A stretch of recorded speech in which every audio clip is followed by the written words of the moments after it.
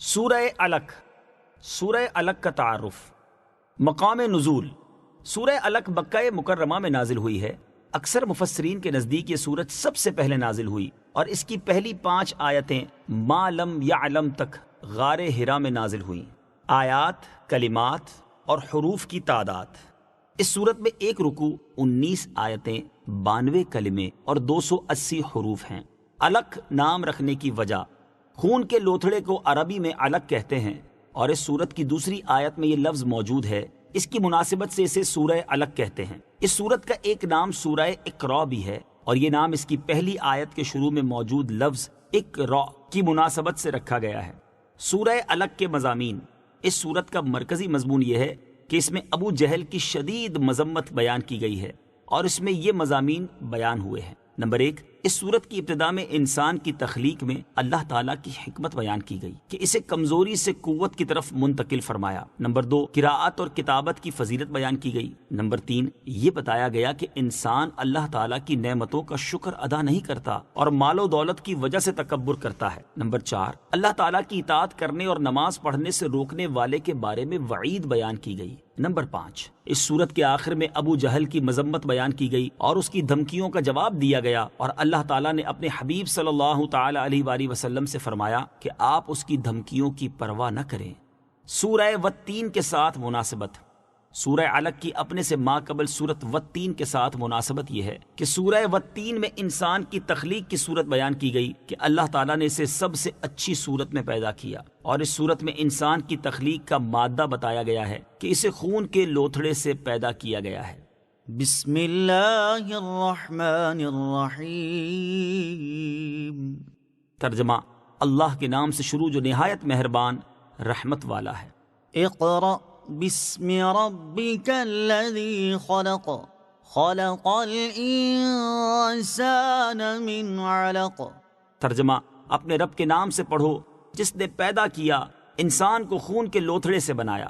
اقرأ بسم ربک الذی خلق، اپنے رب کے نام سے پڑھو جس نے پیدا کیا۔ تفسیر صراط الجنان میں ہے۔ شان نزول: حضرت عائشہ صدیقہ رضی اللہ تعالی عنہا فرماتی ہیں رسول اللہ صلی اللہ تعالی علیہ وآلہ وسلم پر وحی کی ابتدا اچھے خوابوں سے ہوئی۔ آپ صلی اللہ تعالی علیہ وآلہ وسلم جو خواب دیکھتے وہ صبح کی روشنی کی طرح ظاہر ہو جاتا۔ پھر آپ صلی اللہ تعالی علیہ وآلہ وسلم خلوت پسند ہو گئے اور غار حرا میں جانے لگے اور کاشانہ اقدس کی طرف لوٹنے سے پہلے وہاں کئی راتیں ٹھہر کر عبادت کرتے اور اتنا عرصہ وہاں رہنے کے لیے کھانے پینے کی چیزیں ساتھ لے جاتے۔ پھر حضرت خدیجہ رضی اللہ تعالی عنہا کی طرف لوٹتے اور وہ اسی طرح کھانے کا بندوبست کر دیا کرتی، یہاں تک کہ آپ صلی اللہ تعالی علیہ وآلہ وسلم کے پاس حق آ گیا جبکہ آپ صلی اللہ تعالی علیہ وآلہ وسلم غار حرا میں تھے، یعنی فرشتے نے آپ صلی اللہ تعالی علیہ وآلہ وسلم کی بارگاہ میں حاضر ہو کر کہا پڑھیے۔ نبی کریم صلی اللہ تعالی علیہ وآلہ وسلم فرماتے ہیں میں نے کہا میں پڑھنے والا نہیں ہوں۔ اس نے مجھے پکڑ کر بڑے زور سے دبایا، پھر چھوڑتے ہوئے کہا پڑھیے۔ میں نے کہا میں پڑھنے والا نہیں ہوں۔ اس نے مجھے پکڑ کر دوبارہ بڑے زور سے دبایا، پھر چھوڑ دیا اور کہا پڑھیے۔ میں نے کہا میں پڑھنے والا نہیں ہوں۔ اس نے مجھے پکڑا اور تیسری بار دبایا، پھر مجھے چھوڑ کر کہا اقرأ بسم ربک الذی خلق، خلق الانسان من علق، اقرأ وربک الاکرم الذی علم بالقلم، علم الانسان ما لم يعلم۔ ترجمہ: اپنے رب کے نام سے پڑھو جس نے پیدا کیا انسان کو خون کے لوتھڑے سے بنایا۔ پڑھو اور تمہارا رب ہی سب سے بڑا کریم ہے جس نے قلم سے لکھنا سکھایا، انسان کو وہ سکھایا جو وہ نہ جانتا تھا۔ اس آیت اور اس کے بعد والی آیت کا ایک معنی یہ ہے کہ اپنے رب عز و جل کے نام کا ذکر کرو جس نے تمام مخلوق کو پیدا کیا۔ دوسرا معنی یہ ہے کہ اے حبیب صلی اللہ تعالی علیہ وآلہ وسلم، آپ کی طرف جو قرآن نازل کیا گیا ہے اسے اپنے اس رب عز و جل کے نام سے شروع کرتے ہوئے پڑھو جس نے تمام مخلوق کو پیدا کیا۔ تلاوت کرنے سے پہلے بسم اللہ پڑھنے کا شرعی حکم۔ یاد رہے کہ سورت کی ابتدا میں بسم اللہ پڑھنا سنت ورنہ مستحب ہے، اور اگر تلاوت کرنے والا جو آیت پڑھنا چاہتا ہے اس کی ابتدا میں ضمیر اللہ تعالیٰ کی طرف راجع ہے، جیسے هو الله الذي لا إله إلا هو. تو اس صورت میں اعوذ باللہ پڑھنے کے بعد بسم اللہ پڑھنا تاکید کے ساتھ مستحب ہے. اگر تلاوت کرنے والا تلاوت کے درمیان میں کوئی دنیاوی کام کرے تو اعوذ باللہ اور بسم اللہ پھر پڑھ لے، اور اگر اس نے دینی کام کیا، مثلا سلام یا اذان کا جواب دیا یا سبحان اللہ اور کلمہ طیبہ وغیرہ اذکار پڑھے، تو اعوذ باللہ پھر پڑھنا اس کے ذمے نہیں. اقرأ وربك الأكرم. ترجمہ: پڑھو اور تمہارا رب ہی سب سے بڑا قریب ہے. اقرأ. پڑھو. تفسیر صراط الجنان میں ہے دوبارہ پڑھنے کا حکم تاکید کے لیے ہے، اور یہ بھی کہا گیا ہے کہ دوبارہ قرآت کے حکم سے مراد یہ ہے کہ تبلیغ اور امت کی تعلیم کے لیے پڑھیے. وربك الأكرم. اور تمہارا رب ہی سب سے بڑا کریم ہے. تفسیر صراط الجنان میں ہے یعنی اے حبیب صلی اللہ تعالی علیہ وآلہ وسلم، آپ کا رب عز و جل سب کریموں سے زیادہ کرم والا ہے. وہ اپنے بندوں کو نعمتیں عطا کرتا اور ان کی نافرمانیوں پر حلم فرماتا ہے. وہ اپنی نعمتوں کا انکار کرنے اور اپنے ساتھ کفر کرنے کے باوجود انہیں عذاب دینے میں جلدی نہیں فرماتا. الذي علم بالقلم علم الإنسان ما لم يعلم. ترجمہ: جس نے قلم سے لکھنا سکھایا، انسان کو وہ سکھایا جو وہ نہ جانتا تھا. الذي علم بالقلم. جس نے قلم سے لکھنا سکھایا. تفسیر صراط الجنان میں ہے یعنی وہ رب عز و جل بڑا کریم ہے جس نے قلم سے لکھنا سکھایا، جس کے ذریعے غائب امور کی پہچان حاصل ہوتی ہے. کتابت کی فضیلت. اس آیت سے کتابت کی فضیلت ثابت ہوئی، اور در حقیقت کتابت میں بڑے منافع اور فوائد ہیں. کتابت ہی سے علوم ضبط میں آتے ہیں. گزرے ہوئے لوگوں کی خبریں، ان کے احوال اور ان کے کلام محفوظ رہتے ہیں. اگر کتابت نہ ہوتی تو دین و دنیا کے کام قائم نہ رہ سکتے. حضرت عبداللہ بن عمرو رضی اللہ تعالی عنہما فرماتے ہیں رسول کریم صلی اللہ تعالی علیہ وآلہ وسلم نے ارشاد فرمایا علم کو قید کر لو. میں نے عرض کی اسے قید کرنا کیا ہے؟ ارشاد فرمایا علم کو لکھ لینا اسے قید کرنا ہے. علم الانسان ما لم يعلم. انسان کو وہ سکھایا جو وہ نہ جانتا تھا. تفسیر صراط الجنان میں ہے ایک قول یہ ہے کہ یہاں انسان سے حضرت آدم علیہ الصلوۃ والسلام مراد ہیں، اور جو انہیں سکھایا اس سے مراد اشیاء کے ناموں کا علم ہے، جیسا کہ دوسرے مقام پر اللہ تعالیٰ نے ارشاد فرمایا وعلم آدم الأسماء كلها. ترجمہ: اور اللہ تعالیٰ نے آدم کو تمام اشیاء کے نام سکھا دیے.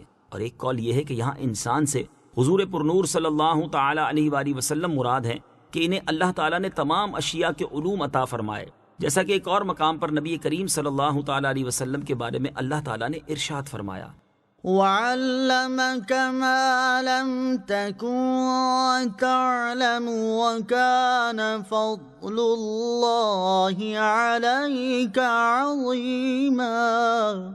ترجمہ: اور آپ کو وہ سب کچھ سکھا دیا جو آپ نہ جانتے تھے، اور آپ پر اللہ کا فضل بہت بڑا ہے. كلا إن الإنسان ليطغى أن رآه استغنى إن إلى ربك الرجعى. ترجمہ: ہاں بے شک آدمی سرکشی کرتا ہے اس بنا پر کہ اپنے آپ کو غنی سمجھ لیا، بے شک تیرے رب ہی کی طرف لوٹنا ہے. كلا إن الإنسان ليطغى. ہاں بے شک آدمی سرکشی کرتا ہے. تفسیر صراط الجنان میں ہے ابو جہل کو کچھ مال ہاتھ آ گیا تو اس نے لباس، سواری اور کھانے پینے میں تکلفات شروع کر دیے، اور اس کا غرور و تکبر بہت بڑھ گیا.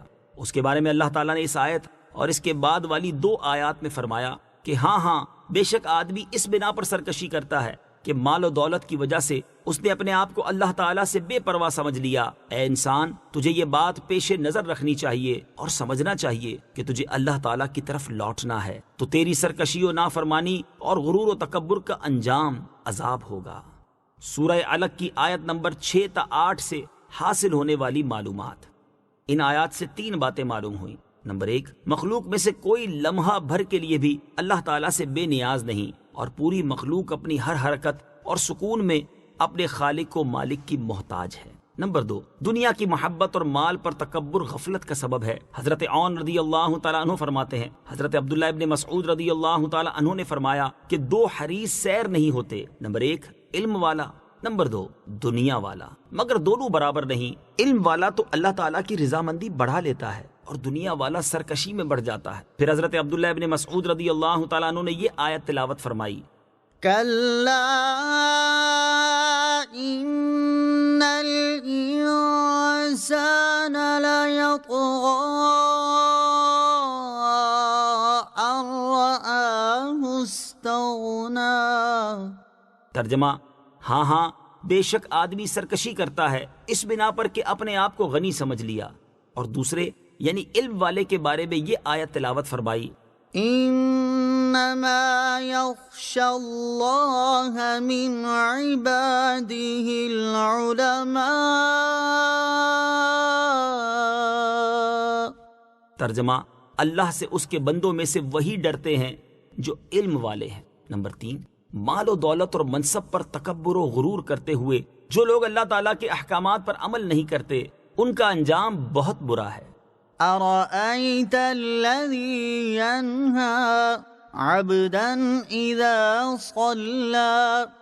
ترجمہ، کیا تو نے اس شخص کو دیکھا جو منع کرتا ہے بندے کو جب وہ نماز پڑھے؟ أرأيت الذي ينهى، کیا تو نے اس شخص کو دیکھا جو منع کرتا ہے؟ تفسیر صراط الجنان میں ہے، شان نزول، یہ آیتیں بھی ابو جہل کے بارے میں نازل ہوئیں۔ ابو جہل نے نبی کریم صلی اللہ تعالی علیہ وآلہ وسلم کو نماز پڑھنے سے منع کیا اور لوگوں سے کہا تھا کہ اگر میں انہیں ایسا کرتا دیکھوں گا تو معاذ اللہ گردن پاؤں سے کچل ڈالوں گا اور چہرہ خاک میں ملا دوں گا۔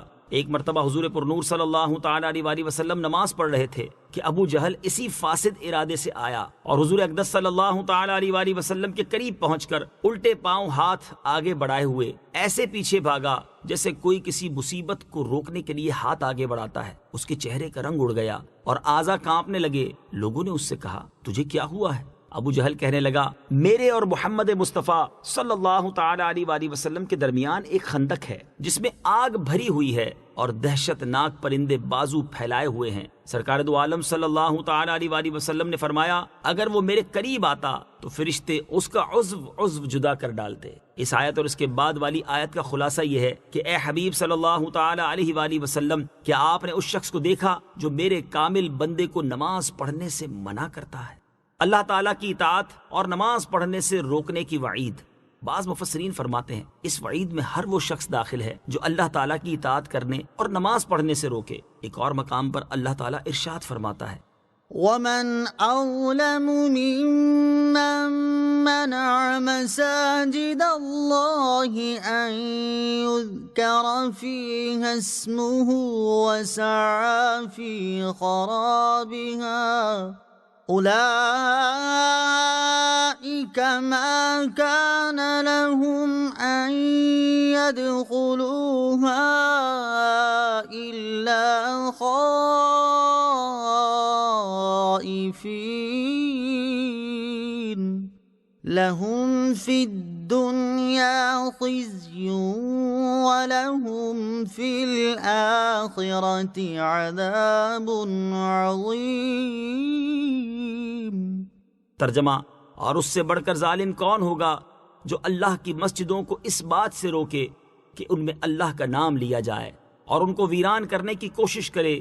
انہیں مسجدوں میں داخل ہونا مناسب نہ تھا مگر ڈرتے ہوئے، ان کے لیے دنیا میں رسوائی ہے اور ان کے لیے آخرت میں بڑا عذاب ہے۔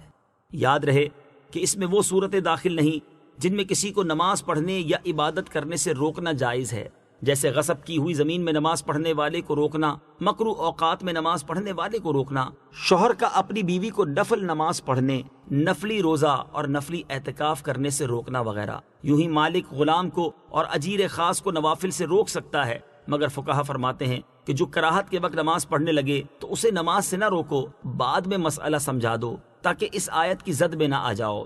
مزید یہ کہ اور بھی کچھ لوگوں کو مسجد سے روکا جا سکتا ہے، جیسے ناسمجھ بچے یا دیوانے کو جسے پیشاب پخانے کی تمیز نہ ہو، جس کے منہ سے کچے پیاز یا لہسن یا حکا کی بو آ رہی ہو، جس کے جسم پر بدبودار زخم ہو، وہ بد مذہب جس کی مسجد میں آنے سے فساد ہو۔ أرأيت إن كان على الهدى أو أمر بالتقوى۔ ترجمہ، بھلا دیکھو تو اگر وہ ہدایت پر ہوتا یا پرہیزگاری کا حکم دیتا تو کیا ہی اچھا تھا۔ أرأيت إن كان على الهدى، بھلا دیکھو تو اگر وہ ہدایت پر ہوتا۔ تفسیر صراط الجنان میں ہے، اس آیت اور اس کے بعد والی آیت کا خلاصہ یہ ہے کہ اے حبیب صلی اللہ تعالی علیہ وآلہ وسلم، ذرا دیکھو تو اگر نماز سے روکنے والا وہ کافر ہدایت پر ہوتا اور دوسروں کو پرہیزگاری کا حکم دیتا تو وہ کتنے بلند مراتب حاصل کرتا۔ اگر ابو جہل ایمان قبول کر لیتا تو اسے یہ مراتب ملتے کہ وہ مومن ہوتا، پھر حضور اقدس صلی اللہ تعالی علیہ وآلہ وسلم کے دیدار سے صحابی بن جاتا، حضور پرنور صلی اللہ تعالی علیہ وآلہ وسلم کا عزیز ہو کر اللہ تعالیٰ کا پیارا بن جاتا، بیت اللہ شریف میں رہتا تھا، اس لیے ایک نیکی کا ثواب 1,00,000 پاتا، وہ قوم کا سردار تھا اور اس کی وجہ سے اس کے ماتحت لوگ بھی ایمان لے آتے تو ان سب کا ثواب بھی اسے ملتا۔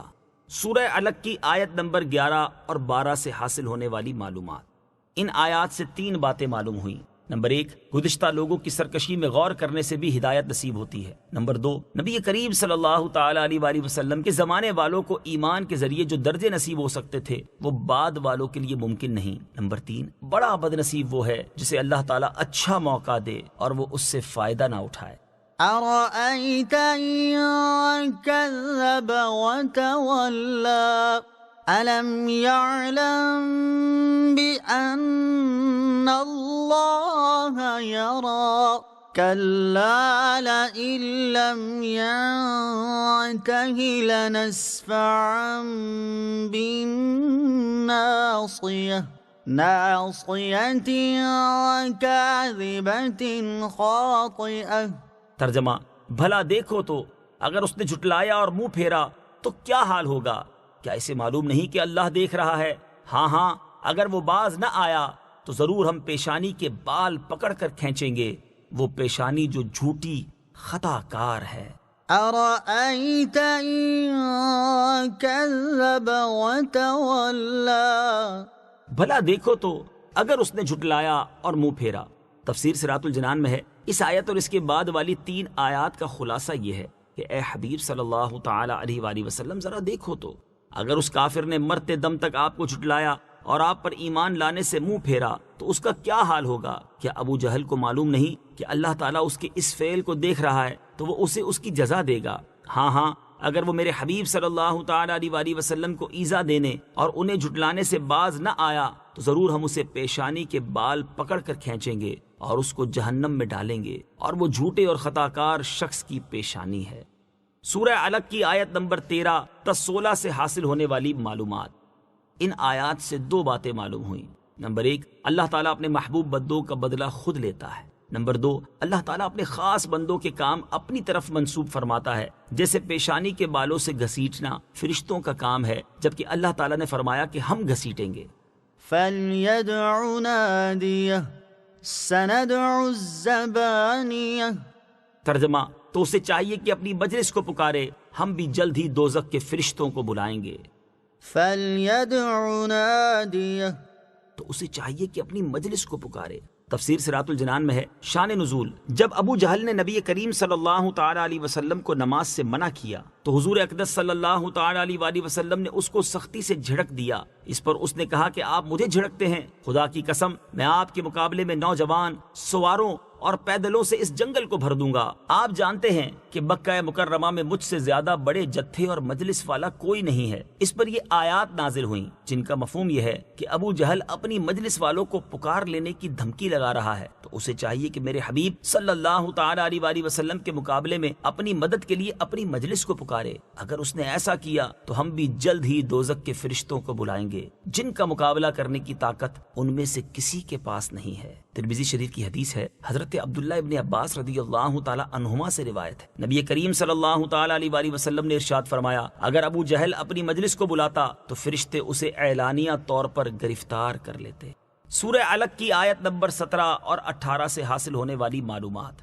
ان آیات سے 3 باتیں معلوم ہوئیں۔ نمبر 1، حضور اقدس صلی اللہ تعالیٰ علیہ وسلم اللہ تعالیٰ کے ایسے محبوب ہیں کہ آپ کا دشمن اللہ تعالیٰ کا دشمن ہے، کہ ابو جہل نے حضور پرنور صلی اللہ تعالیٰ علیہ وسلم کو دھمکی لگائی کہ وہ اپنی مجلس کے لوگوں کو بلا لے گا، تو حضور اکرم صلی اللہ تعالیٰ علیہ وسلم نے یہ نہ فرمایا کہ ہم صحابہ کی جماعت کو بلا لیں گے، بلکہ اللہ تعالیٰ نے فرمایا کہ ہم زبانیہ فرشتوں کو بلا لیں گے۔ نمبر 2، نبی کریم صلی اللہ تعالیٰ علیہ وسلم کی شان ظاہر کرنے کے لیے فرشتوں کی فوج آنے کو تیار ہے، ورنہ کفار کی ہلاکت کے لیے تو ایک ہی فرشتہ کافی ہے۔ نمبر 3، امر کا ہر صیغہ وجوب کے لیے نہیں ہوتا، بلکہ اور چیزوں کے لیے بھی ہوتا ہے، جیسے یہاں امر کا صیغہ تو ہے لیکن وجوب کے لیے نہیں بلکہ اظہار غضب کے لیے ہے۔ كلا لا تطعه واسجد واقترب۔ ترجمہ، خبردار اس کی بات نہ مانو اور سجدہ کرو اور ہم سے قریب ہو جاؤ۔ كلا لا تطعه واسجد واقترب۔